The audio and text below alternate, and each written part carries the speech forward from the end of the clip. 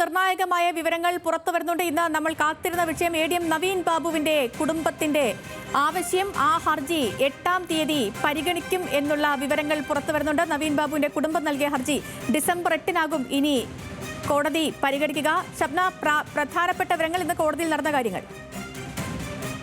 ഈ ഹർജി പരിഗണിച്ച ഉടൻ തന്നെ കോടതി ചോദിച്ചത് ഇത് ആത്മഹത്യ സംബന്ധിച്ച കേസല്ലേ എന്നായിരുന്നു. ജസ്റ്റിസ് ബെച്ചു കുര്യൻ തോമസിന്റെ ബെഞ്ചാണ് ഈ ഹർജി പരിഗണിച്ചത്. ഇത് ആത്മഹത്യ സംബന്ധിച്ച കേസ് ആണല്ലോ എന്ന് കോടതി ചോദിച്ചു. എന്നാൽ കൊലപാതകമാണ് എന്നാണോ പറയുന്നത്, ഹർജിക്കാർ പറയുന്നത് എന്ന് ഹൈക്കോടതി തന്നെ ചോദിച്ചു. അതൊരു സാധാരണ ഇത്തരത്തിൽ ഈ ഹർജി വരുമ്പോഴുള്ള പ്രാഥമികമായ ഒരു നിരീക്ഷണം അല്ലെങ്കിൽ അത്തരത്തിലൊരു ചോദ്യം മാത്രമാണ്.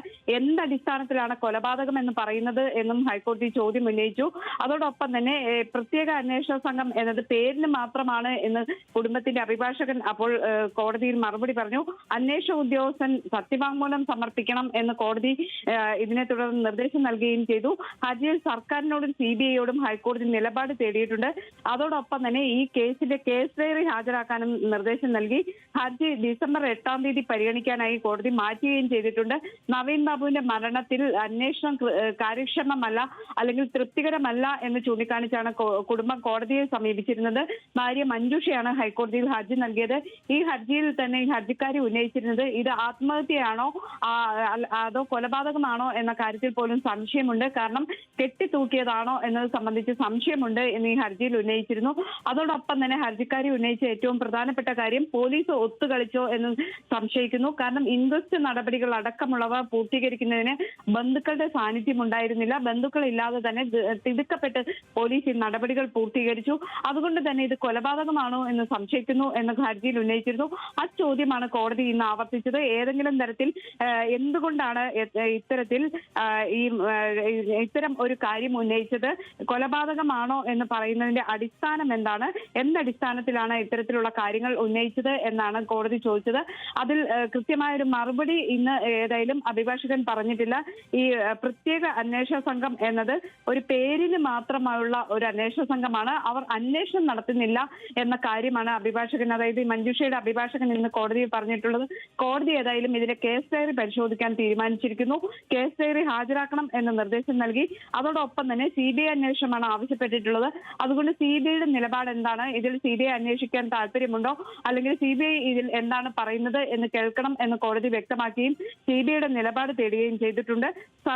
സംസ്ഥാന സർക്കാരിനും ഇതിൽ എന്ത് വിശദീകരണമാണ് കോടതിയിൽ നൽകാനുള്ളത് എന്ന് അറിയിക്കണം എന്ന് വ്യക്തമാക്കണം എന്ന് കോടതി നിർദ്ദേശം നൽകിയിരിക്കുന്നു. ഹർജി ഡിസംബർ 8-നാണ് പരിഗണിക്കാനായി മാറ്റിയിട്ടുള്ളത്.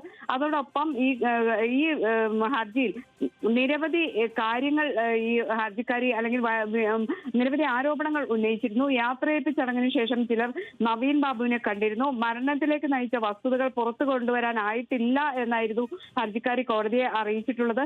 കുടുംബം എത്തുന്നതിന് മുമ്പ് പോലീസ് ഇൻക്വസ്റ്റ് നടപടികൾ പൂർത്തിയാക്കി. അതോടൊപ്പം തന്നെ ബന്ധുക്കളുടെ സാന്നിധ്യം അനിവാര്യമാണ് എന്നാണ് നിയമം.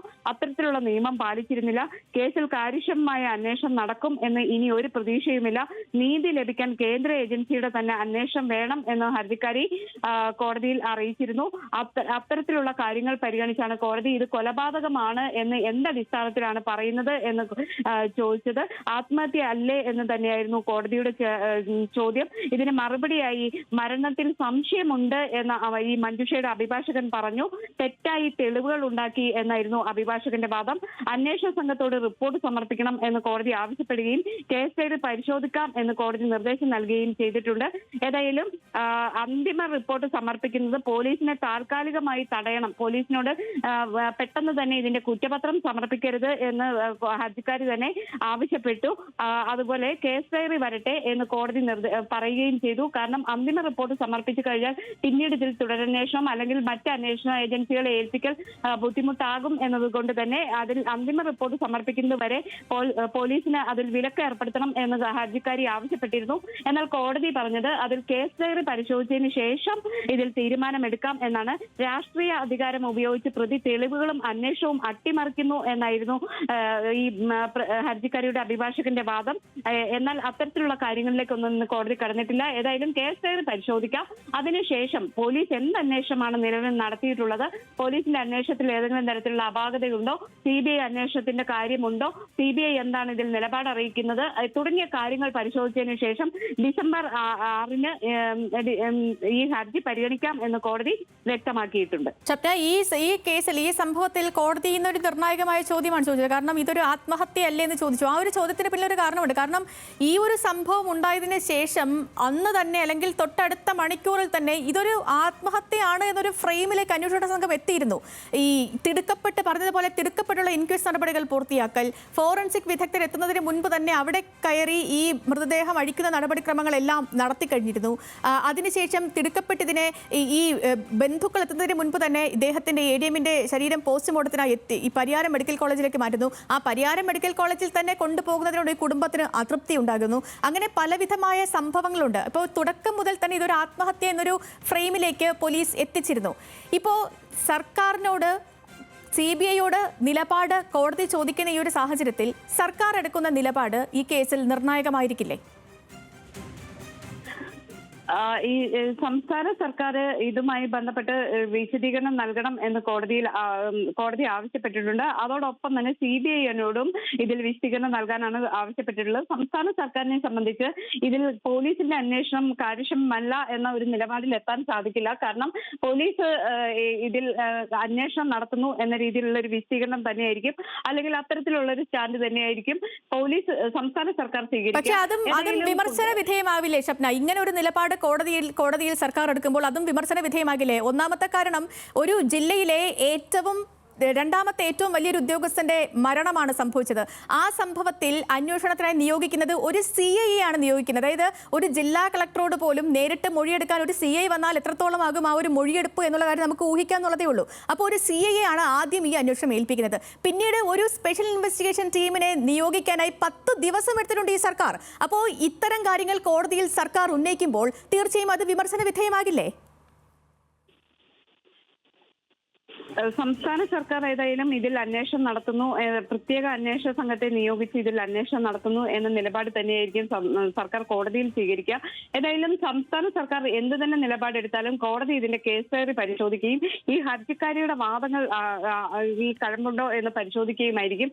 ഏതായാലും ഇന്നിപ്പോൾ ഈ ഹർജി പരിഗണിച്ചപ്പോൾ ഈ ഹർജിക്കാരി തന്നെ കോടതിയെ അറിയിച്ചത് പ്രതി CPMന്റെ സജീവ പ്രവർത്തകയാണ്, വിവിധ പദവികളും ചുമതലകളും വഹിക്കുന്ന ആളാണ്, അത്തരത്തിലുള്ള ഒരാൾക്കെതിരെയാണ് അന്വേഷണം നടക്കുന്നത്, സംസ്ഥാന പോലീസാണ് അന്വേഷണം നടത്തുന്നത്. അതുകൊണ്ട് തന്നെ ഇത്തരത്തിൽ CPMന്റെ സജീവ പ്രവർത്തകയായതുകൊണ്ട് തന്നെ കൃത്യമായ ഒരു അന്വേഷണത്തിലേക്ക് പോലീസ് എത്തില്ല, തങ്ങൾക്ക് നീതി ലഭിക്കില്ല, തന്റെ ഭർത്താവ് മരണപ്പെട്ടു, ഇത്തരത്തിൽ ഒരു ആത്മഹത്യയിലേക്ക് നയിച്ച സംഭവം ഉണ്ടായി, അത് ആത്മഹത്യയാണോ അത് കൊലപാതകമാണോ എന്ന് പോലും സംശയിക്കുന്നു. ഏതായാലും മരണത്തിലേക്ക് എത്തിച്ച സംഭവത്തെ തുടർന്ന് ഇതിൽ അന്വേഷണം നടത്തുകയാണ് പോലീസ്. ഇതിൽ കൃത്യമായ ഒരു അന്വേഷണത്തിലേക്ക് സംസ്ഥാന പോലീസിന് എത്താൻ സാധിക്കില്ല എന്നാണ് ഹർജിക്കാരി പറയുന്നത്. അതോടൊപ്പം തന്നെ കോടതി ഇതിൽ ചോദിക്കുന്നത് ഇത് ആത്മഹത്യ എന്നല്ലേ പുറത്തു വന്ന വിവരങ്ങൾ, കൊലപാതകമാണോ എന്നാണോ നിങ്ങൾ സംശയിക്കുന്നത് തുടങ്ങിയ കാര്യങ്ങൾ ചോദിച്ചിരുന്നു. ഇതിന് മറുപടിയായി ഈ ഹർജിക്കാരി, അതായത് നവീൻ ബാബുവിന്റെ ഭാര്യയുടെ അഭിഭാഷകൻ പറഞ്ഞത് പ്രതി രാഷ്ട്രീയപരമായി ഇൻഫ്ലുവൻസ് ഉള്ള ആളാണ്. അതെ, തീർച്ചയായും അങ്ങനെ തന്നെയല്ലേ. ഈ രാഷ്ട്രീയപരമായി സ്വാധീനിക്കാൻ കെൽപ്പുള്ള ഒരു വ്യക്തി തന്നെയാണ്. അതിനപ്പുറം ഈ PP ദിവ്യക്കെതിരെ നടപടിയെടുത്തത് തന്നെ എത്ര വൈകിയാണ്, ആ കാര്യങ്ങളൊക്കെ നമുക്ക് അറിയാവുന്നതല്ലേ. എത്ര വൈകിയാണ് ഇവർക്കെതിരെ നടപടിയെടുക്കുന്നത്. ഒളിവിൽ പോയ ശേഷം എത്ര നാളുകൾക്ക് ശേഷമാണ് അവർ അതും കോടതിയിൽ പോയി ഹാജരാവുകയാണ്, കീഴടങ്ങുകയാണ് ചെയ്തത്. അപ്പോൾ PP ദിവ്യയ്ക്ക് പലതരത്തിലുള്ള സംരക്ഷണം ഒരുക്കുന്നതൊക്കെ നമ്മൾ കണ്ടതാണ്.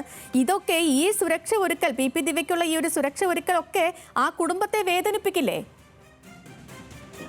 സേതുലക്ഷ്മി, അത്തരത്തിലുള്ള കാര്യങ്ങളെല്ലാം ശരിയാണ്. പക്ഷെ കോടതിയുടെ മുന്നിൽ ഒരു ഹർജി വരുമ്പോൾ കോടതി പരിഗണിക്കുക പോലീസിന്റെ റിപ്പോർട്ട്, അതോടൊപ്പം തന്നെ ഈ ഹർജിക്കാരിയുടെ വാദങ്ങൾ, CBIയുടെ റിപ്പോർട്ട്, അത്തരത്തിലുള്ള കാര്യങ്ങളായിരിക്കും കോടതി പരിഗണിക്കുക. പോലീസിന്റെ റിപ്പോർട്ട് ഏതായാലും ഇതുവരെയുള്ള അന്വേഷണം, ഏത് തരത്തിലാണ് അന്വേഷണം നടത്തിയത്, ആദ്യഘട്ടത്തിൽ എങ്ങനെ അന്വേഷിച്ചു, അതിൽ എന്ന് അറസ്റ്റ് ചെയ്തു, അത്തരത്തിലുള്ള കാര്യങ്ങൾ സംബന്ധിച്ച് കൃത്യമായ തെളിവുകൾ കണ്ടെത്തിയോ, എന്തടിസ്ഥാനത്തിലാണ് PP ദിവ്യയെ അറസ്റ്റ് ചെയ്തത് തുടങ്ങിയ കാര്യങ്ങളായിരിക്കും കേസ് ഡയറിയിൽ ഉണ്ടാകുക. ഈ കേസ് ഡയറി ആണ് കോടതി ഹാജരാക്കാൻ പറഞ്ഞിട്ടുള്ളത്. ജസ്റ്റിസ് ബെച്ചു കുര്യൻ തോമസ് ആണ് കേസ് ഡയറി ഹാജരാക്കാൻ പറഞ്ഞത്. ഇതിന്റെ അടിസ്ഥാനത്തിൽ ഈ കേസ് ഡയറി പരിശോധിച്ച് കോടതി ഒരു നിഗമനത്തിലെത്തും. അതോടൊപ്പം തന്നെ ഈ ഹർജിക്കാരി ഇപ്പോൾ ഉന്നയിക്കുന്ന ഏറ്റവും പ്രധാനപ്പെട്ട കാര്യം ഇത് ആത്മഹത്യയാണോ എന്ന് സംശയിക്കുന്നു എന്ന രീതിയിലാണ്. മറ്റൊരു വിശദമായ കാര്യങ്ങൾ ഈ ഹർജിക്കാരി തന്നെ കോടതിയിൽ ഉന്നയിക്കുകയും ചെയ്തിട്ടുണ്ട്. ഹർജിക്കാരി പറയുന്നത് വലിയ ഗൂഢാലോചന ഇതിൽ നടന്നു, ഈ സംഭവത്തിൽ വിപുലമായ ഗൂഢാലോചന നടന്നു എന്നതായിരുന്നു. നവീൻ ബാബു കോഴ വാങ്ങുന്ന സ്വഭാവക്കാരനാണെന്ന് വരുത്തി തീർക്കാൻ പ്രതി ആയ PP ദിവ്യ പല ശ്രമങ്ങളും നടത്തി എന്ന് ഹർജിക്കാരി തന്നെ കോടതിയിൽ ഉന്നയിച്ചിരുന്നു. യാത്രയയപ്പ് യോഗത്തിലെ പ്രസംഗവും നവീൻ ബാബുവിന്റെ മരണശേഷം പ്രശാന്തിന്റെ പേരിൽ കെട്ടിച്ചമച്ച കത്തുകളുമെല്ലാം ഈ ഗൂഢാലോചനയുടെ ഭാഗമാണ് എന്നാണ് ഹർജിക്കാരി പറയുന്നത്. തെറ്റ് ചെയ്തതായി നവീൻ തന്റെ ചേംബറിലെത്തി പറഞ്ഞുവെന്ന നിലയിൽ ജില്ലാ കളക്ടർ അരുൺ കെ വിജയന്റേതായി വൈകി വന്ന പ്രസ്താവനയും ഈ ദിവ്യയുടെ സ്വാധീനത്തിന്റെ ഫലമാണ് എന്നാണ് ഹർജിയിൽ ആരോപിക്കുന്നത്. അതോടൊപ്പം ദിവ്യയുടെ ഭർത്താവിന്റെ സഹപ്രവർത്തകനായ പ്രശാന്തിന് പെട്രോൾ പമ്പ് നടത്തിപ്പിനുള്ള സാമ്പത്തിക ശേഷിയോ അനുമതിയോ ഉണ്ടായിരുന്നില്ല. ഇയാൾക്ക് ക്രിമിനൽ പശ്ചാത്തലമുണ്ട്. പമ്പ് ഒരു ബിനാമി ഇടപാടാണ് എന്നും ഹർജിയിൽ പറയുന്നുണ്ട്. അതുപോലെ പമ്പിനുള്ള അനുമതി നവീൻ നീട്ടിക്കൊണ്ടുപോയെന്ന ആരോപണം ശരിയല്ല. ഒട്ടേറെ നടപടിക്രമങ്ങൾ ാണ് ഫയൽ എത്തിയത്. അത്തരത്തിലുള്ള കാര്യങ്ങളെല്ലാം ആരോപിച്ചാണ് ഈ ഹർജി നൽകിയിട്ടുള്ളത്. ഏതായാലും കോടതി ഇത്തരത്തിലുള്ള കാര്യങ്ങൾ ഹർജിക്കാരിയുടെയും പോലീസിന്റെ റിപ്പോർട്ട് പരിഗണിച്ച ശേഷമായിരിക്കും ഈ കേസ് CBIക്ക് വിടണമോ എന്ന കാര്യത്തിൽ തീരുമാനമെടുക്കുക.